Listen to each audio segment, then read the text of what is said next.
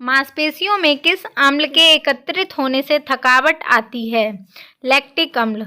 अंगूर में कौन सा अम्ल पाया जाता है? अंगूर में टांट्रिक अम्ल पाया जाता है। नेक्स्ट क्वेश्चन है, कैंसर संबंधी रोगों का अध्ययन कहलाता है? ऑन्कोलॉजी कहलाता है। पक्षियों के अध्ययन को क्या कहते हैं? पक्षियों के अध्ययन को हम ऑर्निथोलॉजी कहते हैं। दांत मुख्य रूप से किस पदार्थ के बने होते हैं? दांत मुख्य रूप से डेंटाइन के बने होते हैं।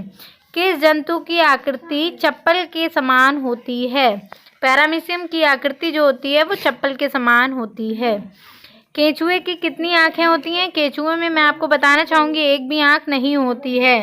गाजर किस विटामिन का समृद्ध स्रोत है? विटामिन ए का, क्योंकि विटामिन ए जो है वो गाजर में सबसे अधिक मात्रा में पाया जाता है। नेक्स्ट क्वेश्चन है, निम्न में से किस पदार्थ में प्रोटीन नहीं पाया जाता है? चावल में नहीं पाया जाता है। मानव का मस्तिष्क लगभग कितने ग्राम का होता है? जो स्वस्थ मनुष्य होता है उसके मस्तिष्क का जो भार होता है वो हमारा होता है 1350 ग्राम। ठीक है, फिर उसके बाद नेक्स्ट क्वेश्चन है हमारा, कोशिका के अध्ययन को क्या कहते हैं? कोशिका के अध्ययन को साइटोलॉजी कहते हैं। आयोडीन युक्त हार्मोन्स हैं, आयोडीन जो युक्त हार्मोन्स होते हैं वो सारे थायरॉक्सिन कहलाते हैं। नेक्स्ट क्वेश्चन है, मानव श्वेत रक्त कणों का व्यास कितना होता है? तो 007 mm होता है।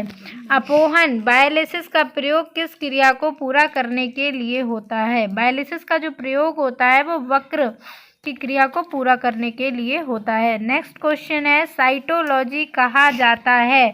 अभी मैंने आपको बताया था कि कोशिकाओं का ही अध्ययन क्या कहलाता है? साइटोलॉजी कहलाता है। सर्वप्रथम कोशिका की खोज किसने की थी?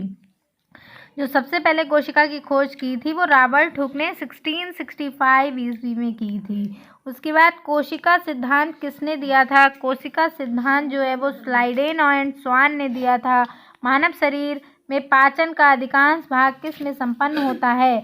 मानव शरीर में जो पाचन का अधिकांश भाग है वो छोटी आंत में संपन्न होता है। छोटी आंत में जो है वो सबसे देर तक भोजन रहता है, इसीलिए जो है भोजन का अधिकांश भाग जो है छोटी आंत में संपन्न होता है पाचन का।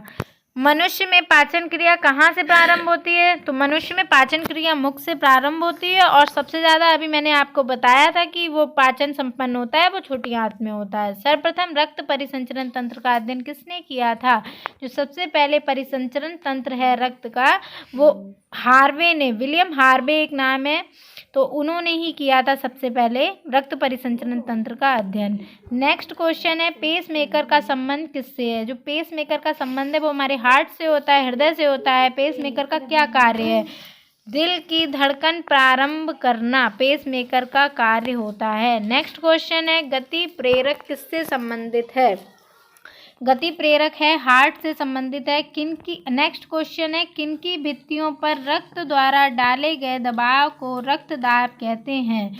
तो धमनी के द्वारा डाले गए रक्त दाब को ही हम, भित्तियों पर जो दबाव पड़ता है उसी को हम रक्त दाब कहते हैं, जो धमनियों के द्वारा डाले जाते हैं। सोते समय रक्त दाब में क्या परिवर्तन होता है? जब हम सो जाते हैं तो उसमें रक्त जो दाब होता है वो घट जाता है। मानव रुधिर का जो पीएच होता है वो 7.4 होता है और जो 7 पॉइंट मतलब जो एक नॉर्मल होता है वो पीएच स्केल 7 होता है और 7 से अगर हमारे जैसे 7 से 6 में 5 में चले जाते हैं तो वो सारे हमारे अम्लीय हो जाते हैं और जो 7 के बाद पॉइंट लग के ऊपर नंबर बढ़ जाते हैं वो सारे हमारे क्षारीय मतलब बेस हो जाते हैं।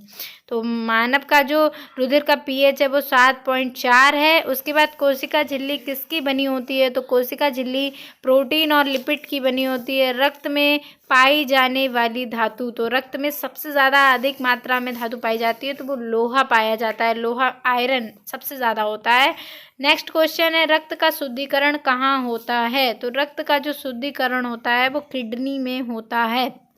नेक्स्ट क्वेश्चन, अधिकतम पोषक तत्व रक्त में कहाँ से अवशोषित किए जाते हैं? छोटी आंत में अवशोषित किए जाते हैं। ये मैंने आपको 30 क्वेश्चंस कुछ कराए हैं जो इम्पॉर्टेंट हैं आपके कॉम्पिटिटिव एग्ज़ाम को लेके, ये सबसे ज़्यादा पूछे जाते हैं। अगर आपको ये वीडियो अच्छी लगी है तो लाइक कीजिए, चैनल को सब्सक्राइब कीजिए।